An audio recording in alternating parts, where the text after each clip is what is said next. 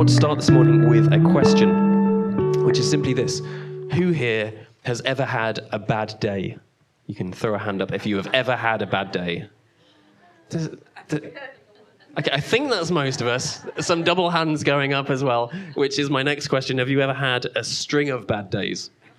I can see more hands going up. Okay, and then one final question. Have you ever had a bad season? Where it just feels like everything is working against you and everything is going against you. You know, a bad day for me, I'm not sure this has genuinely happened, but a bad day for me might look like this. I'm waking up late, stubbing my toe, spilling my coffee, having a problem with the car, getting cut up in the car, then one thing after another going wrong, technical problems, all sorts of things, getting home or back home or just up from my office, which is in the basement, finding that the toilet's blocked, realizing that I forgot to pay a bill on time, the Wi-Fi goes down when I'm trying to sort that out, so on and so on. You know, there's days like that where it just feels like everything is going wrong, one thing after another. Anyone relate to that? Yes, okay, good. It's not just me, which is great. But there are times when we actually face, because those things are actually relatively trivial, right? But there are times when we face something much bigger than that, much more serious. And maybe it's a project at work that's just doesn't seem to be working out in some way. Or maybe, given this series has been exploring how we can pursue our purpose, it's that you're really trying to press into your calling, really trying to pursue your purpose, but it feels like even though you're trying to do good, even though you're trying to make a difference, it feels like you just keep coming up against it, and things just are working against you. Maybe sometimes doubt starts to set in, and you question, like, is this actually ever going to happen? Can I really do this? And maybe there's a fear of things going wrong or even of failing yourself, failing people who have supported you and invested in you, maybe even failing God. I want to be honest for a moment because at various points of our journey with Numa.Church, I've related to a lot of that. Okay, there's times when we made plans and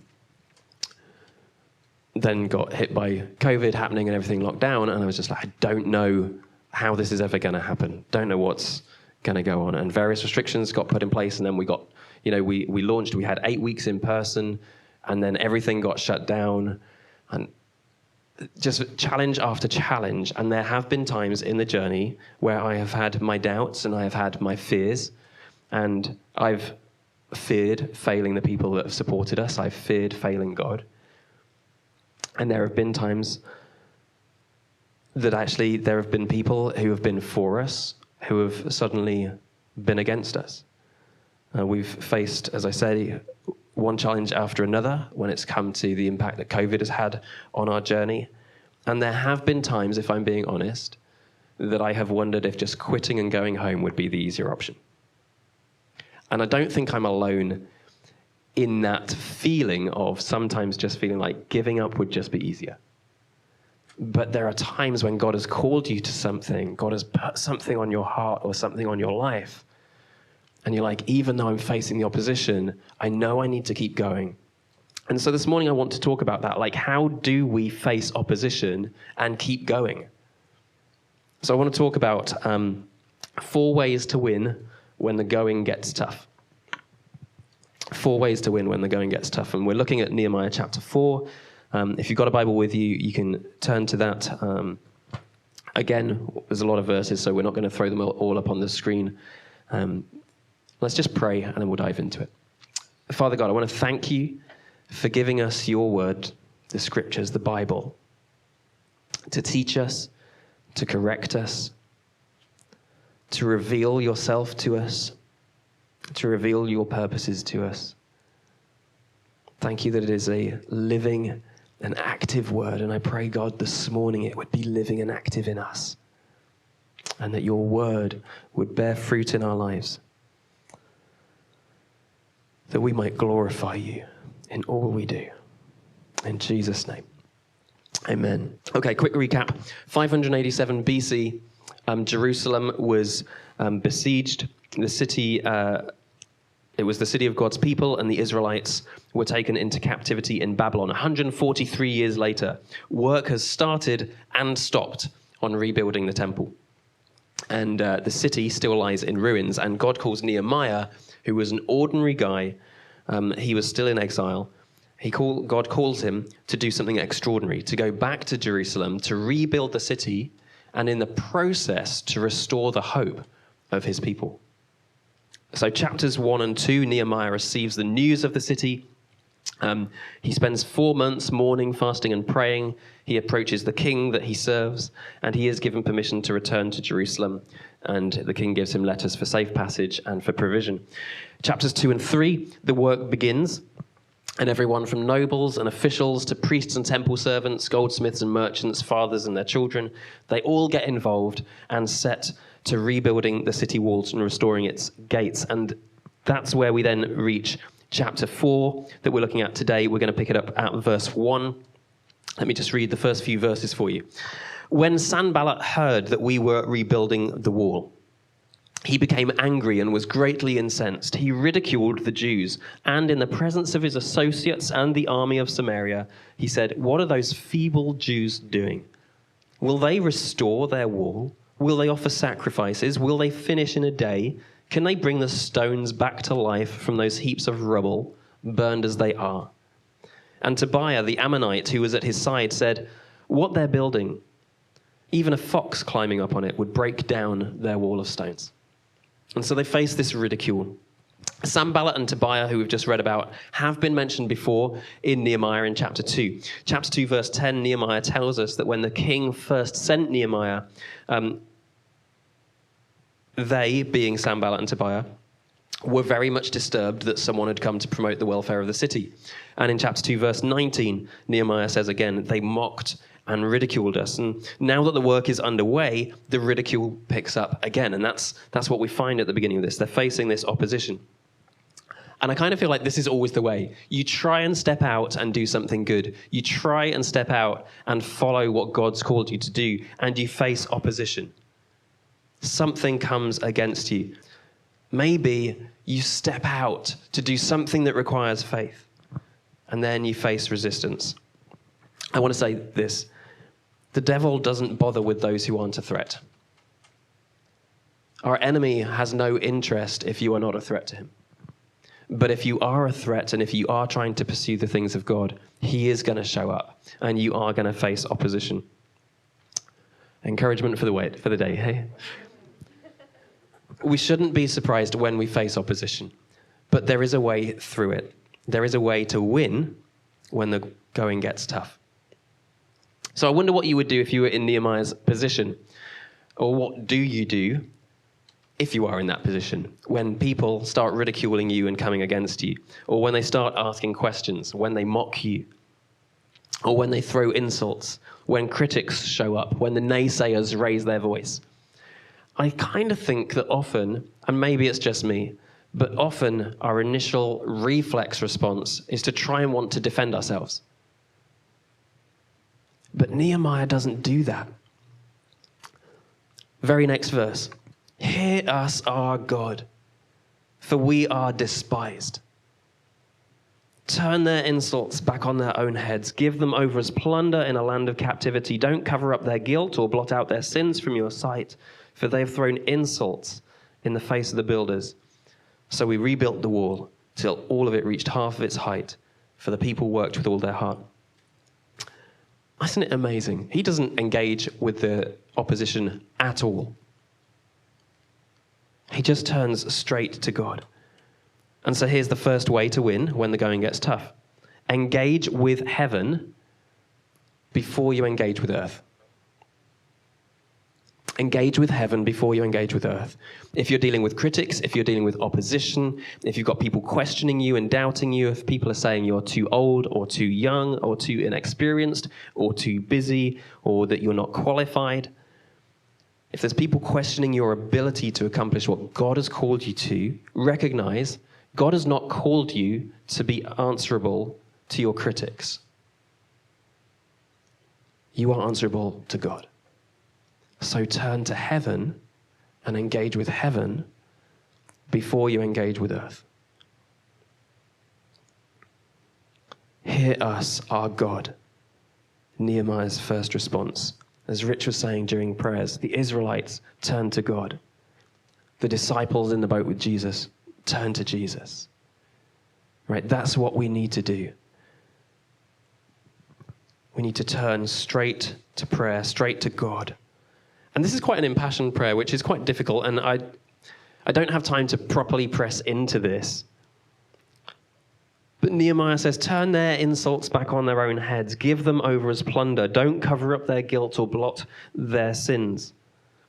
And it sounds kind of harsh when you think that Jesus' teaching is love your enemies. But I want to summarize it and simplify it, if I can, as this. I think what this is reflecting is that Nehemiah has a sense of the importance of what God has called them to do. And it's almost like he sees that what God has called them to do has a certain holiness to it because it is God appointed and God ordained. And therefore, it is not to be messed with.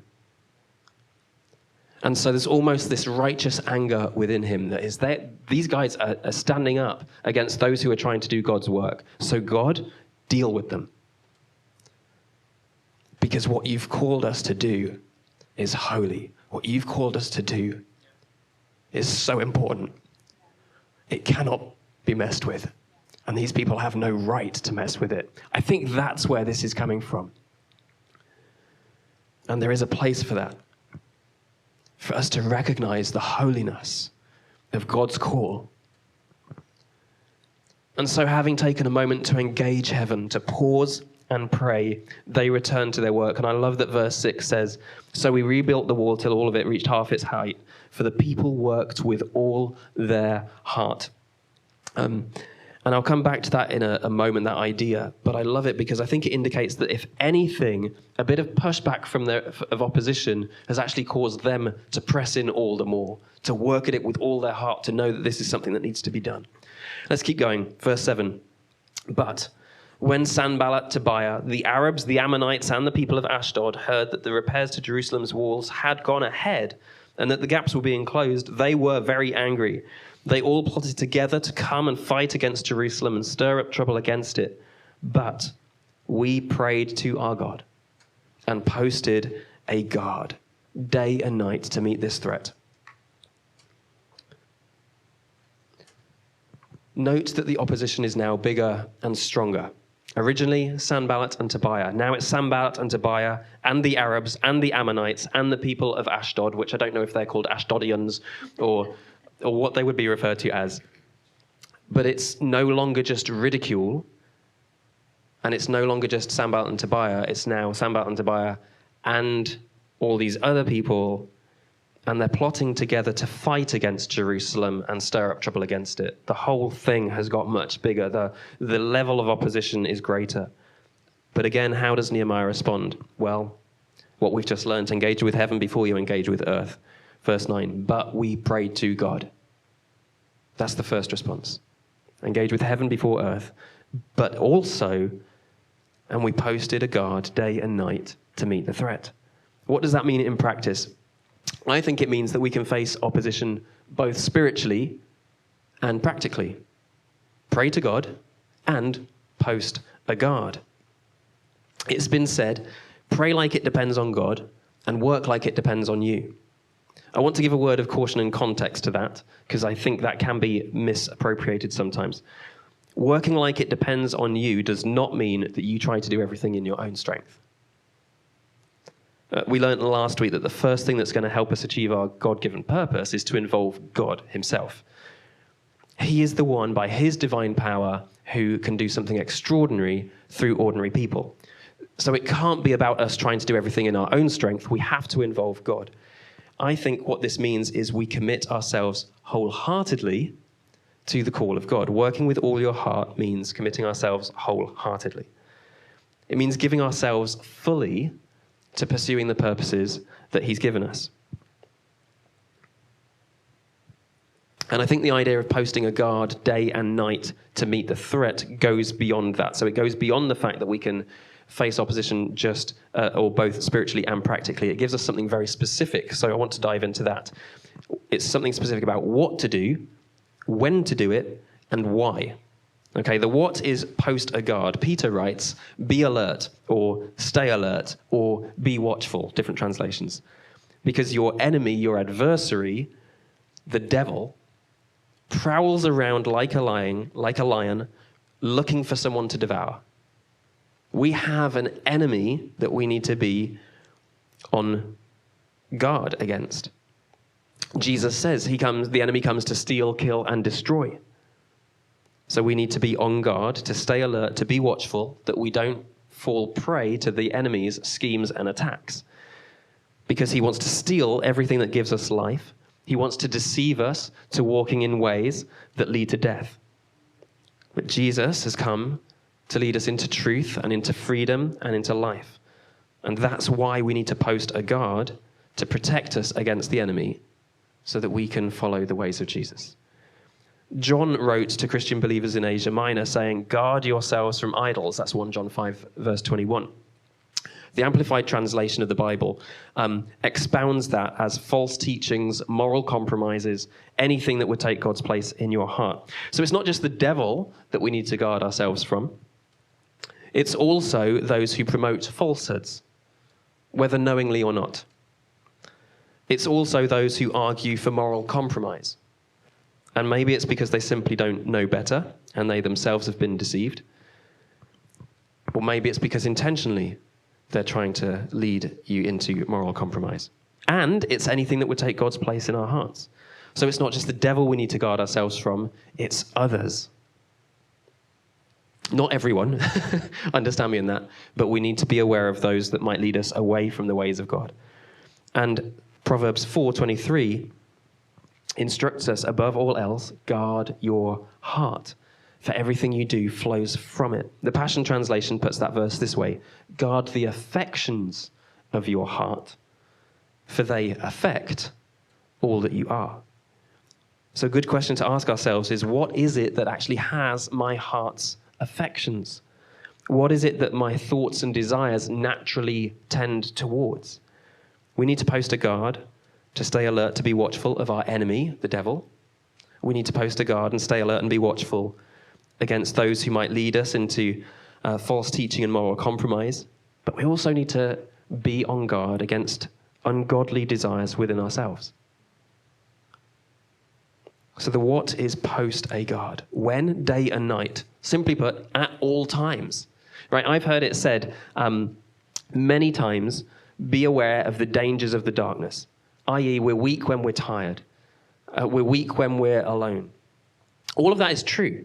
But the danger of just focusing in on that is that you then don't guard yourself during the day. And for Nehemiah and the people of Jerusalem, the threat was just as real during the day as it was during the night. And the same is true for us.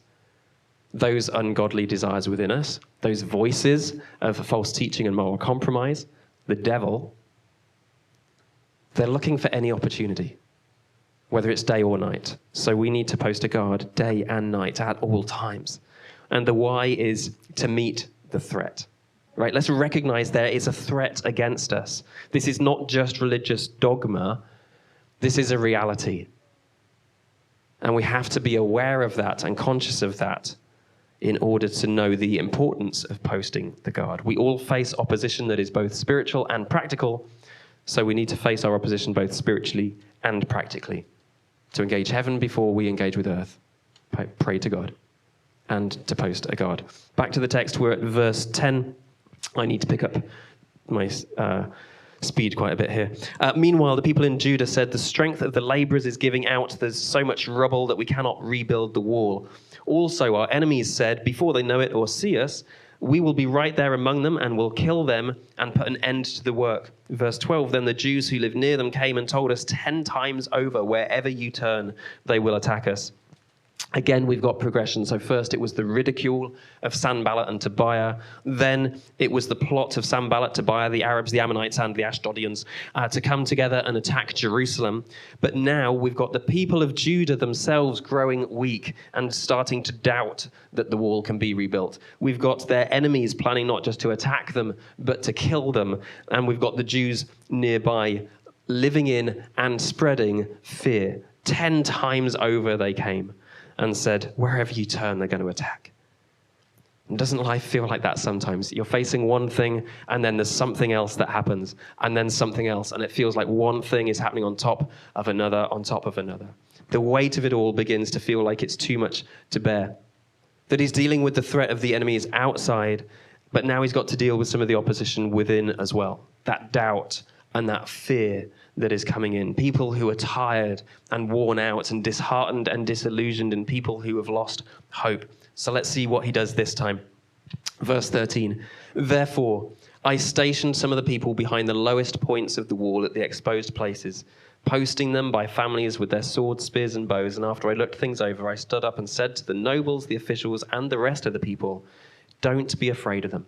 Remember the Lord, who is great and awesome. Fight for your families, your sons and your daughters, your wives and your homes. And when our enemies heard that we were aware of their plot and that God had frustrated it, we all returned to the wall, each to our work.